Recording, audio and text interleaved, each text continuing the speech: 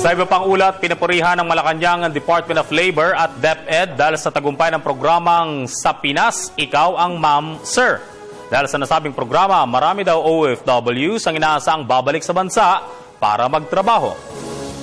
Ito po, karagdagan lamang, binabati po natin sina Labor Secretary Rosalinda Baldos at Education Secretary Brother Armin Luistro sa kanilang paglulunsad at pagtataguyod sa programang Sa Pinas, Ikaw ang Ma'am, Sir Project.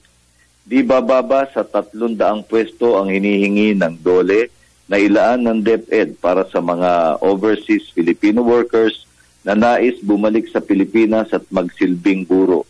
Ayon sa DepEd, aabot sa 39,000 ang mga bakanting posisyong Teacher 1 para ngayong 2015. Ayon kay Secretary Baldos, inabisuhan siya ng tanggapan ni Secretary Luistro na ang unang 10 guro na dati OFW ay nakapasa na sa DepEd screening process at pwede nang mag-umpisang magturo. Bahagi ng National Reintegration Program for OFWs ang Sa Pinas, Ikaw ang Ma'am, Sir Project.